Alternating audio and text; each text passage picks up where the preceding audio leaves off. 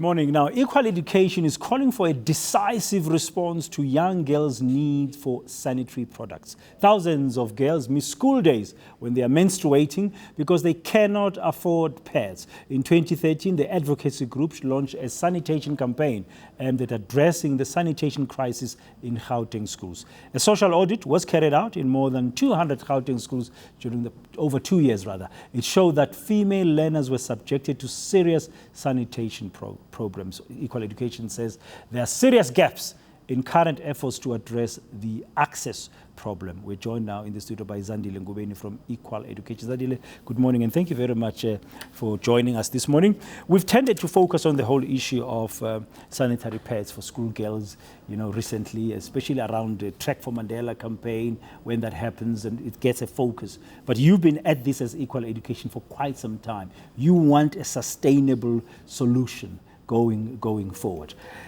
What has been done so far by the Gauteng Education Department, and have other departments been assisting in trying to resolve the issue? Let's just start there. What has been done so far? Thank you, Dan. What the Gauteng Department of Education what they've done so far is that they have rolled out dignity packs to schools. Now, what you get in a dignity pack, you get sanitary towels, you get roll-on, and you get soap, things like that. That's what the department has done so far. But we're saying more still needs to be done. Just up until recently, the Department of Social Development in Gauteng has actually come on board with the process, and they are now committing millions of rands towards rolling out the program to reaching about 1 million girls in a process of over 3 years. Will that be sufficient? 1 million girls, is that the number that you as Equal Education have found out that it will cover the Gauteng schools? We don't think it will be sufficient. In our audit, in our little survey that we did earlier this year, we went to about 36 schools of who were originally receiving the dignity packs, and we found that there was still a huge amount of girls who were not receiving the adequate amount of feminine hygiene products that they need. And this is just Gauteng. What more in the rest of the country, actually? Okay, so there's an access issue. How does that play itself out? I mean, how do they find out which girls will come from what backgrounds and what do they need? And so do they make it fairly easy and smooth, and do they do it in a dignified way to identify the learners who need support with dignity pads and stuff like that? You see, the word dignity here is it's a very cool word in the sense, but the process we found as Equal Education does not always carry dignity. In some schools, it's left to a teacher to decide if a learner actually needs to receive a dignity pack or not. We also found that in some of the schools, they received about 50 to 150 packs, which left a large group of girls out of the system. So it leads to a very irregular distribution of the packs itself. So we're saying that the government, Gauteng government, should actually come up with processes that actually speak to that, and therefore keep the dignity of young girls intact. Because it must put a lot of pressure on a young girl. It's cool to be identifying themselves coming from a poor background. I mean, we live in those kind of tough times now where people can label people. I mean, it must really be tough, and you want that must be changed. That approach must be changed. It has to be changed. Yeah. Definitely has to be changed. Okay, access is one thing. The other thing is that in African culture, talk about menstruation at a home or anywhere, it's just like a taboo issue. Yes. And some girls grow up, they never even thought about it. Are you also pushing for awareness and education as well around the topic of menstruation, so that girls and boys grow up early on understanding that it's a simply biological function? Definitely. Of the girls that we interviewed, we found that a lot of them, when they first experienced their period, they did not understand what was happening to their bodies. And when you look at the curriculum now, issues of menstruation are only really looked at, your grade 6 to grade 7 to grade 8.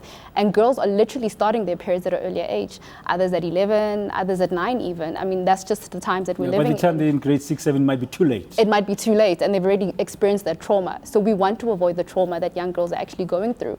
And on the issue of boys as well, need to be put into this issue. It's not an issue that just affects girls only. Boys as well, they need to be educated on it as well. Yeah. What's the response like when you talk to the Gauteng Department of Education, when you talk to social development, to say, guys, let's come up with a coherent, sustainable solution going forward? How do they respond to? How are you finding their response? Their response has been pretty much positive. When we had a summit last year, one of our demands as equal education was that the department actually roll out dignity packs, and they were able to do that. And this year, when we released our report, we were actually able to table it to the Gauteng provincial legislature, and as well as hand it over to the GDE, and hence you see some of the fruits of our labor. There's actually a more concerted effort now to roll out. A little bit of progress, but more can be done. Yeah, I mean, Panyaza Lissouf as an MEC of Gauteng Education, he comes across as an action man, hands-on man. I mean, is he sympathetic to your cause? Is he seeing the need to really broaden and create a sustainable solution going forward in Gauteng schools, which you've been focusing on in this regard? There's definitely effort from the side of the GDE, but I mean, as we all know, their main focus at this point in time is the school of the future, your ICT and all of that. So we're saying also, in them focusing on ICT, can they focus a bit more on the rollout of dignity packs? And stop telling us about the class of the future. These modern classes only. Look at the other so-called, let's call them softer issues. They are very important. They're not softer issues. Infrastructure, sanitation are very important, top of the agenda list items, yes. Yeah. But now, in this particular case, if you are looking for sustainability, in your view, very briefly, Zandile, what would give you comfort to say this now that we are doing is sustainable? Going forward, female tax should stop. The access to feminine hygiene, the prices, the amount of pads that these girls actually receive is not adequate enough. Pads should be readily available the same way condoms are. That is one way. Reducing the prices that people actually have to pay for these products, that is another way. And actually reaching out and just making it, it's an equalizer type of a thing. It should be an equalizer. And in rolling out, there needs to be really sustainable and effective measures to do that. Then, of course, that awareness and education. That awareness and education is top. Talk about prices very briefly. The government doesn't make sanitary pads. Would you be looking to them to be sourcing them from particular suppliers, or as equal education, are you also calling on the people who make those pads to also consider the pricing? We're doing both. I mean, government is the voice of the people. They are our biggest lobby, lobby machine. They need to start speaking to business that actually roll out and make these products. And we're also appealing to the people that make the products, the companies themselves, that this is not a luxury. Sanitary pads and all the products, those are not a luxury. Those are a necessity, and all women go through it. Why do you have to be made to pay for something that happens to your body? We shouldn't be having girls missing schools in 2016 not at all. Because of menstruation. Thank you very much, Zandile, for your views. That's Zandile Ngubeni from Equal Education.